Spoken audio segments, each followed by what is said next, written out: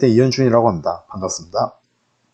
저희 노하우 팀은 Cellis, Safe Life Device의 약자인 제품으로 5G와 AI를 융합한 응급상황 스마트 웨어러블 디바이스입니다.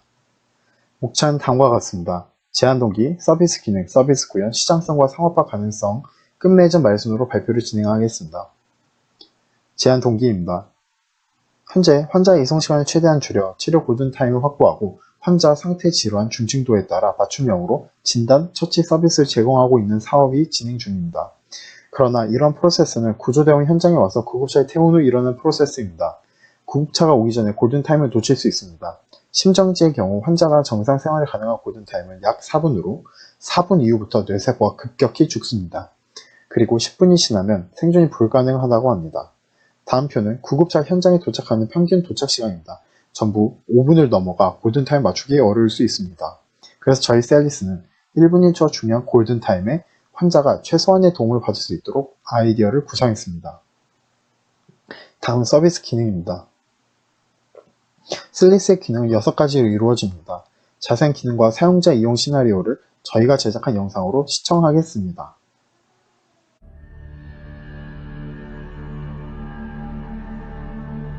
어느 날 사용자가 쓰러지게 되었습니다. 웨어러블 디바이스에서 사용자 상태 이상을 감지합니다. 현재 위치 정보로 119에 자동 신고가 들어갑니다. AI가 주변 사람들에게 도움을 요청합니다. 주변 사람이 도움에 응답할 경우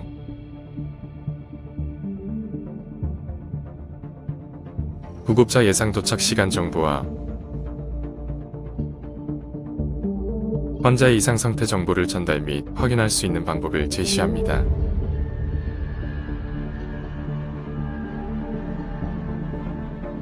주변 사람이 응답했을 경우 구급차가 도착하기까지 할 수 있는 응급대처 프로토콜을 시작합니다.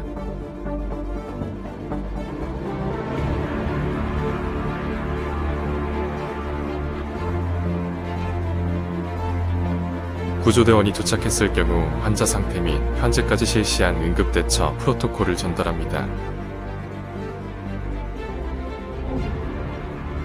전달이 완료되면 종료합니다.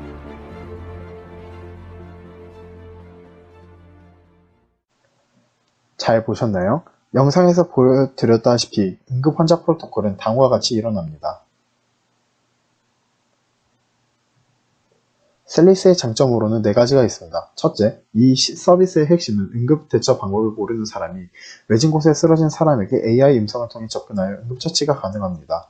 둘째, 사용자 이상 감지 시 자동으로 119에 신고하는 시스템으로 더 일찍 구급차가 환자에게 도착하는 것이 가능합니다. 셋째, 도와주는 이에게 구급차 도착 예정 시간이 공지하므로 부담감을 덜어줍니다. 마지막으로 구급차 도착 전에 도와주는 이에게 실시간으로 응급처치를 지시하므로 중요한 골든타임에 큰 도움을 줄 수 있습니다. 다음은 셀리스의 서비스 구현 부분입니다. 셀리스는 최첨단 생체 센서로부터 데이터를 수집하여 서버로 전송하게 되는데 최소 5가지의 생체 센서를 이용하게 됩니다.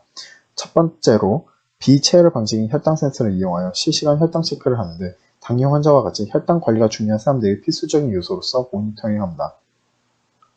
다음은 자이로 센서를 이용한 디바이스의 각도를 통해 사용자가 서 있는 상태인지 누워있는 상태인지 체크를 합니다. 이를 다른 생체 정보와 조합하여 의식을 잃은 상태인지 예측합니다. ECG 센서와 PPG 센서를 하나로 통합해 바이오 센서 모듈 MAX86150 센서를 통해 심전도 맥박을 체크하여 심장의 전조 정상, 이상 증상 면밀히 파악합니다. 마지막으로 온도 센서를 통해 가장 중요한 척도인 체온 체크 또한 가능합니다. GPS는 개인정보 보호를 위해 긴급 상황으로 간주될 경우에만 작동하며 119 상황실에 위치 정보를 자동 전송하게 됩니다. 다음은 통신과 관련된 사항입니다. 저희의 웨어러블 기기인 셀리스는 매우 적은 전력을 사용하면서 제한된 리소스를 갖고 있고 장시간 사용 수명을 요하기 때문에 그에 제일 적합한 MQTT 프로토콜을 선택하게 되었으며 클라이언트끼리 Publish and Subscribe 모델을 가지며 브로커를 통해 통신하게 됩니다. 그러나 MQTT 브로커는 펍과 sub 사이에 메시지만 주고받을 수 있도록 다리 역할만 하는 것이기 때문에 저희는 생체 데이터를 통한 인공지능 분석을 하기 위해 최종적으로 HTTP 프로토콜을 사용하여 클라우드 서버와 통신하여 생체 데이터를 전송하게 됩니다. 또한 서버에서의 분석, 예측 결과를 스마트폰과 통신하여 어플리케이션을 통해 모니터링할 수 있고 기기 관리 및 설정 또한 가능하게 됩니다. 추가로 최첨단 센서들로부터 수집되는 방대한 양의 데이터를 빠르게 전송하고 긴급한 상황에서 짧은 지연 시간을 보장하기 위해 5G 무선 통신망을 이용하여 구현합니다. 다음은 AI 활용 방어 중 이상 감시 서비스입니다. 센서들로부터 사용자의 상태 정보, 즉 심박수, 혈압, 혈당 등 정보를 실시간으로 분석하여 이상 패턴이 감지될 경우 정상, 비정상으로 분류합니다. 비정상일 경우 주의와 위급 상태로 분류하고 위급한 경우 사용자가 의식이 없거나 생명 위급한 경우 자동으로 119 신고 후 응급대처 프로토콜을 작동합니다. 환자의 상태가 주의인 경우 환자는 자신에게 처방된 약을 복용하거나 투여하여 경과를 지켜본 후 상황이 호전되지 않을 시 119 신고를 합니다. 다음은 AI 음성 체포 서비스입니다. 이 AI 음성 서비스의 핵심은 도와주는 이, 즉 헬퍼와의 커뮤니케이션입니다.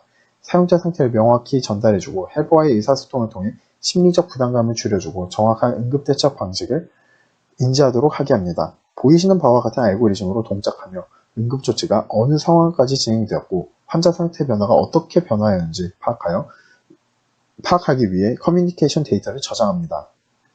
다음은 시장성 사업화 가능성입니다. 먼저 시장성에 대해 알아보겠습니다. 좌측 그래프를 보시면 우리나라 기준 연도별 디지털 헬스케어 시장이 2012년 대비 2020년이 약 7배 상승한 것을 알 수 있습니다. 그만큼 디지털 헬스케어에 대한 수요가 늘어난 것을 알 수 있습니다. 우측편은 미국 통계업체 마켓치에 따르면 세계 디지털 헬스케어 시장은 규모가 더 가파르게 커질 것이라고 합니다. 이를 통해 디지털 헬스케어 시장 전망이 좋아 해당 제품의 시장성이 좋다고 보입니다. 셀리스의 강점은 4가지가 있습니다. 첫 번째, 응급 상황 시 자동 119 호출이 가능합니다. 두 번째, 골든타임에 적절한 도움을 줄 수 있어 사망률 감소에 영향을 끼쳐 사회적 가치를 창출할 수 있습니다. 세 번째, 개인화된 응급처치를 할 수 있습니다. 그리고 마지막으로 독거노인분들 같은 경우 고독사 예방에 도움이 될 것으로 보여 사회적 문제 해결이 가능합니다. 이런 부분이 디지털 헬스케어 시장의 충분한 강점으로 보입니다. 다음은 상업화 가능성 부분입니다. 셀리스의 타겟 고객은 평소에 지병을 알아 외출이 두려움이 있는 환자, 병원에서 외출을 허가받은 중증 환자, 몸이 불편하신 노인분들입니다. 우선 평소에 지병으로 인해 외출을 하고 싶어도 두려워 외출을 못하는 환자들 같은 경우 셀리스를 통해 안정감을 얻어 제품이 나오면 구매율이 높을 것으로 예상됩니다. 병원에서 외출을 허가받은 중증 환자의 경우 주치의가 외출을 허가하는 대신에 셀리스를 착용하고 나가게 하여 제품의 성능을 테스트합니다. 테스트를 해서 좋은 결과가 있으면 대학병원에서 점차 도입을 한다면 정말 큰 성과가 예상됩니다. 마지막으로 의료기술의 발달에 따라 고령화 속도가 점점 빨라진 듯 건강 이상이 있는 노인분들 혹은 독거노인분들의 수가 증가에 따라 셀리스의 소비가 많을 것으로 예상됩니다. 마지막입니다. 끝으로 해당 서비스 통해 저희 노하우팀은 우리가 아끼고 사랑하는 사람들이 급작스러운 지병이나 사고로 인해 우리를 떠나가는 상황을 막고자 하는 마음으로 아이디어를 구상했습니다. 5G와 AI 기술은 급격한 속도로 발전해 나가고 있습니다. 오랜 지병과 불안정한 건강으로 인해 불안했던 사람들, 독거노인분들 같이 사회의 소외계층에게 하루하루가 정말 두려울 것입니다. 불안에 떨고 있는 사람들이 이런 기술의 혜택을 받아 더 윤택한 삶을 살면 좋겠다는 생각을 하며 저희 아이디어를 통해 삶의 질을 높이고자 합니다. 지금까지 노하우의 이현준이었습니다. 감사합니다.